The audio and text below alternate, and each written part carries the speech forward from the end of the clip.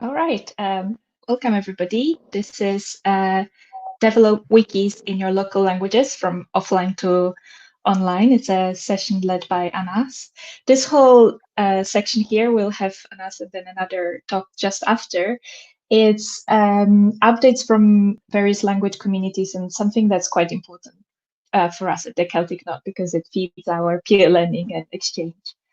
Anass is a Moroccan Wikimedian from the city of Saleh. And interesting fact, he presented last year, he went all the way to Cornwall to give us a presentation about barriers of moving a not like text-based language onto Wikipedia. Something that we thought was very important for what Wikipedia could cope with and how it could support languages without a fixed script, for example. It was quite focused on barriers, and you can see that talk. It's linked from the Etherpad of this session. And this year, I think Anass is here with us to share some ideas and maybe some positive solutions of how to develop Wikipedia. There is lots of content to go through. We might not have a lot of time for questions, so please do capture your questions in the Etherpad. We'll come back to it after when we do have time. And without further ado, I'm handing over to Anass. Thank you very much, Daria, and welcome everyone. I'm really happy and honored to take part in the Celtic Knot for the second year in a row. And exactly as Daria said, last year I talked a lot about problems and challenges. So this year I will try to talk more about solutions and some positive and optimist ideas that we can take, at least from the experience that we had in Morocco in 1 year. So today I will talk about how to develop local wikis in the incubator, starting from offline to online, which is the opposite way that is usually done because people usually start online and go offline. So I'm going to talk first about the Moroccan Darija or Moroccan Arabic, which is the language that is our core language for this presentation. Give some overview and also the state of the incubator before 2019. And I'll present very, very briefly the Wikimedia Morocco user group, which is the user group to which I belong, and how this user group was involved in the incubator to work with the Moroccan Darija or Moroccan Arabic, so that we can take some learnings from it. So Moroccan Darija is also called Moroccan Arabic. It's the vernacular Arabic spoken in Morocco. So it's some sort of mix between Arabic and Berber, and to lesser extent French and Spanish and sometimes Turkish words. It has no official status actually in Morocco. The official languages in Morocco are Arabic and Berber, but it's not specified which kind of Arabic it is. However, in school, we studied the classical Arabic, which is the Arabic that is talked by everyone in the Arabic-speaking regions, but in the same time not talked. I can explain this, but it means basically that there is a classical version of Arabic that is mostly written, but when you come to talking, then each country will use their own specific dialect, and in this case, it's the Moroccan Arabic in Morocco. So it's spoken by roughly 30 million native speakers, and it has a very strong presence in media. However, it has a very weak presence in written tradition because everything that is written in Morocco has been written either in standard Arabic, classical Arabic, or French. You can see in this map the linguistic overview of the languages in Morocco. The areas in gray are the areas where the Moroccan Arabic is spoken as a native language, and the ones in orange and brown are the ones where Berber is spoken as a native language. However, in the areas where Berber is spoken as a native language, people tend also to speak Moroccan Arabic because it's the lingua franca of the whole country. While people who usually are native in Moroccan Arabic would not learn Berber because Berber speakers will already speak Arabic to them. As I mentioned, and as probably a lot of you know, there is a project within the Wikimedia projects called the Wikimedia Incubator. And in the incubator, we have requests for new languages.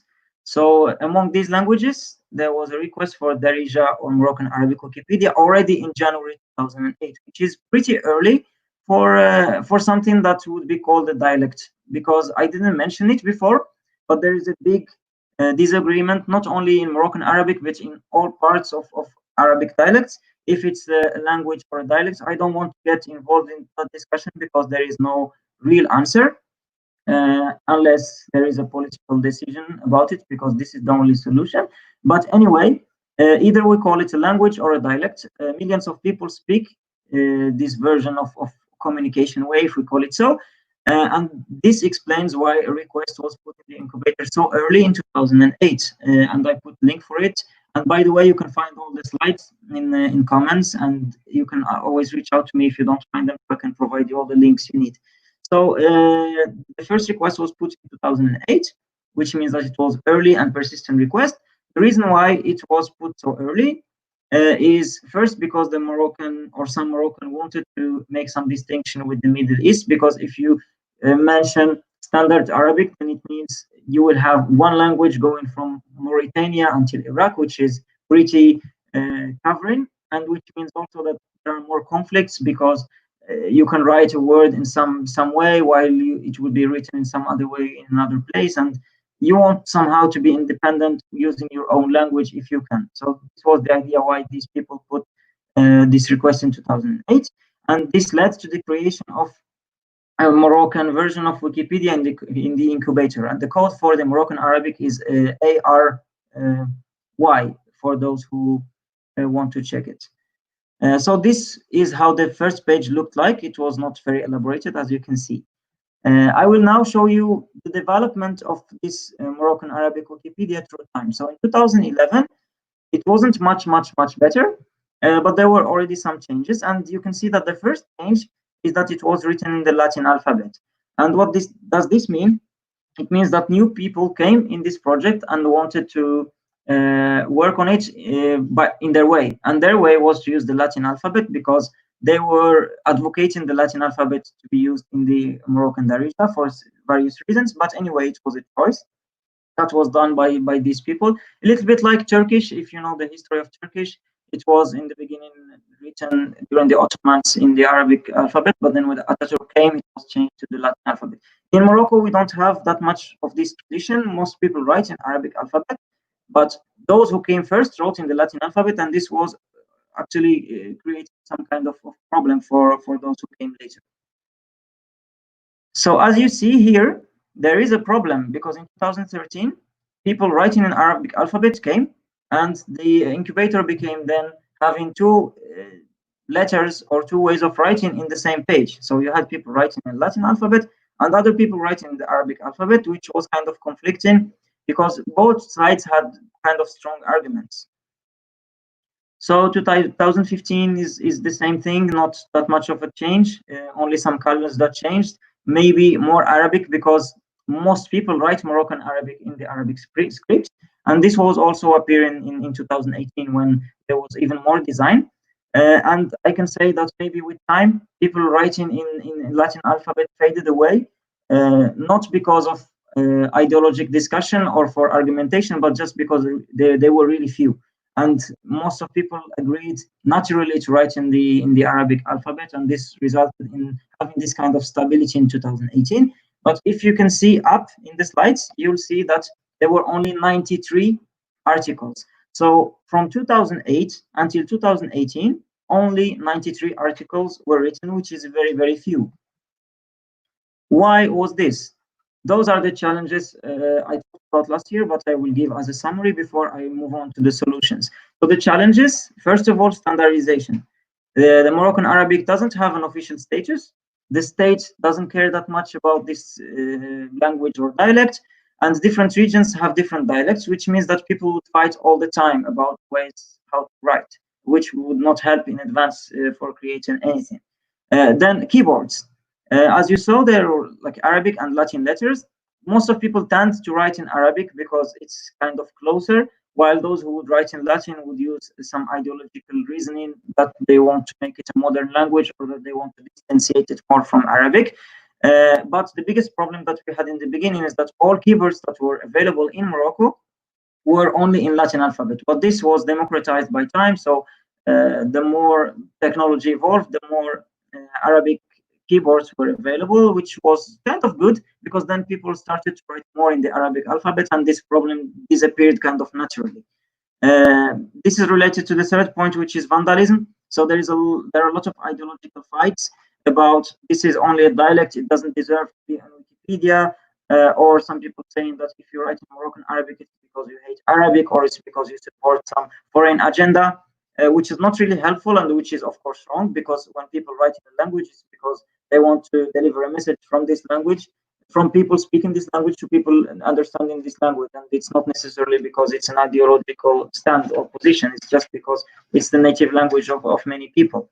And another challenge was that the community was scattered and the interest was not that big because, as you saw, it was so small and there were only 90 articles and quite often being vandalized. So what has changed during last year? What changed last year is that me and one of my friends, Abdurrahman, we wrote a scientific paper about Moroccan Darija in Wikipedia, and we presented it in Linguistic conference in Madrid, and we talked about these problems. And while we were at the conference, we just decided why not talk with our user group, which is Wikimedia Morocco, take over the Darija project and to try to coordinate it and solve these problems, because we didn't have many volunteers and there were a lot of fights. And in an offline structure like a user group, you have the possibility to have better management and to have also better organization. So this is what we thought about, and we just thought about it with the user group participants, and it was kind of agreed. So we just started. So what we did is that we talked, as I mentioned, with our group, which is a group created in October 2015, support and promote projects in Morocco. And this was kind of obviously one of the projects that would be useful for the group. So we talked with the group, we created a task force. The task force was full of volunteers because we are all volunteers, and we were sharing different tasks between us. For example, some of us were having their task is to create articles. Other wanted to improve articles. Other did audio recording. Some others translated the media wiki. And we all worked on standardization and policy making. And this is why I said that offline structure is powerful, because in offline structure, you have people from all the cities, all the regions, so we could discuss with each other and come to some kind of consensus, which is very difficult online, because online you can have few users who can have all the power and just decide between themselves. And then in 5 years, some new people coming from another region will just come and challenge and question again. So when we had this made in our user group, it was very efficient. And as I called it in the last row, it's almost like a giant online 1-year editathon in Moroccan Arabic that we're continuously doing. And the result is this. As you can see in this screenshot, we have roughly more than 1,450 articles, and the quality is much better. We have agreed on the way of writing. We have agreed on many things related to the presentation, to the letters, to the alphabet, to the standards, etc. And probably we are going to submit to have this Wikipedia version out of the incubator really soon. This is an example of a quality article, if we can call it so, even though it's very short, but it's the article about the planet Earth. And you can see that pretty easily. We can see different titles, subtitles. We can have also references, the same way we have in all languages. This is maybe something obvious for you, but it was really not obvious for us because of the different fights and conflicts that were happening about almost everything, like even how to write Africa. Some people would write it this way, other people would write it other way. So standardization, if it does not come from the state, has to come from Wikipedia, and it's a huge work. This is also the Wiktionary that we have. We have not that many words, maybe almost 100 words, but it's kind of peaceful there and it's going very well. So I just want to present it here because we have a strategy that makes the Wiktionary as the basis for the Wikipedia. So we want to put words in the Wiktionary so that they can be the reference for words in Wikipedia, because we are creating the words ourselves, which is kind of new, but it's also kind of interesting. This is an example of a Wiktionary page about Bulgha, which is a kind of Moroccan shoes in leather. And you can find here that we put also the same way the other Wiktionaries have, with audio recordings from different cities and areas. So in this case, we have a recording from myself, from Saleh, and also from a girl from a city called Meknes. And this is the current status. As I mentioned, I kind of lied. It's not already 1,500 articles plus. I just wanted to follow a trend, but we did not reach that milestone. We'll probably reach it soon. But you can see that we already evolved a lot with the help of the user group.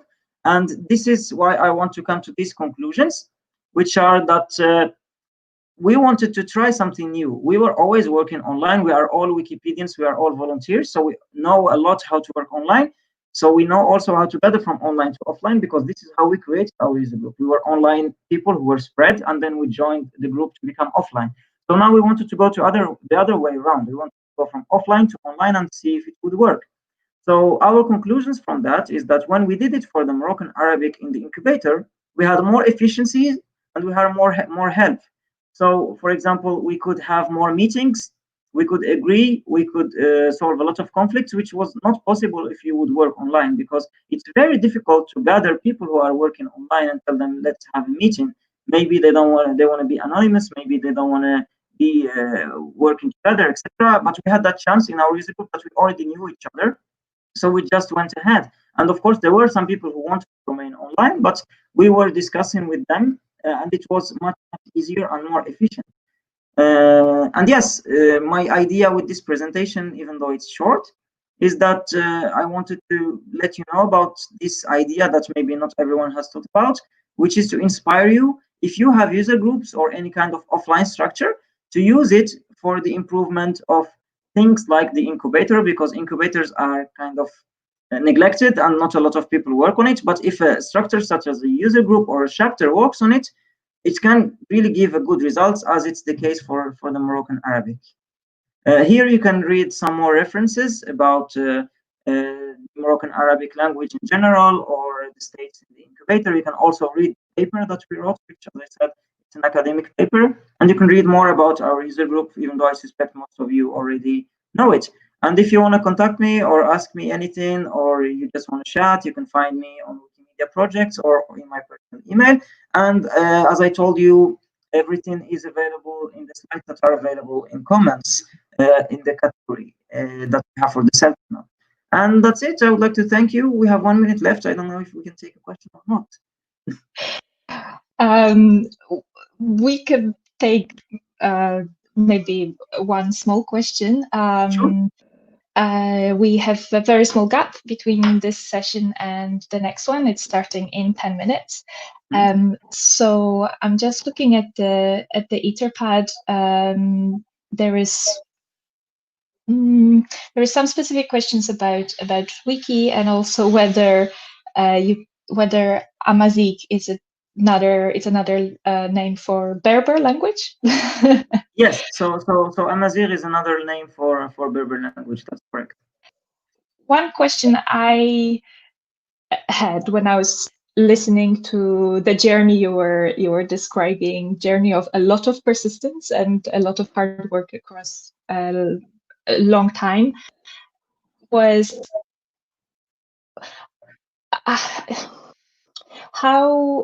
how affected are you right now by not being able to meet in person? You were stressing so much the importance of the offline structure, and I'm just wondering now whether you think the current situation adds barriers or maybe actually creates some new enablers to develop your community.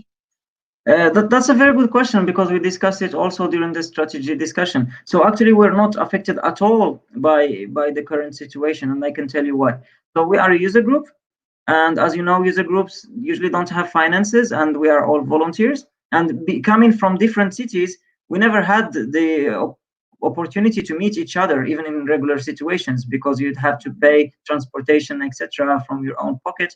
I can maybe afford it, but not everyone can afford it, or not everyone is interested in doing so. So we were always having online meetings, and the situation didn't change in this case. So we were always having online meetings. The only thing maybe that changed is that Google Meet became free, so we could have more members in the meetings. It was really good. But what I was trying to stress is that when you know people and when you talk with people, it's not like the same that when you are talking with someone anonymous on Meta or on the Wiki, who would maybe not react the same way. They would be maybe more extreme on their positions. So if you take the same person and you have face-to-face or an online meeting with them, usually there is more chance for a consensus or for an agreement. Definitely. So hopefully you will continue to have an opportunity to develop those connections. And I hope this talk gave people an inspiration to how they can develop their community. So I believe that concludes our talk. We have a few minutes break to make tea or whatever you like before we reconvene for the talk on Maltese Wikipedia. So thank you very much, Anass. Thank you for joining us. Now, as before, we will just have the closing slide for a little while to finish any conversations on YouTube. And please do drop in more questions for Anass on Etherpad. I'm sure he'll be happy to tackle those. Thank you. Thank you very much, Daria. Thank you, everyone. Bye-bye.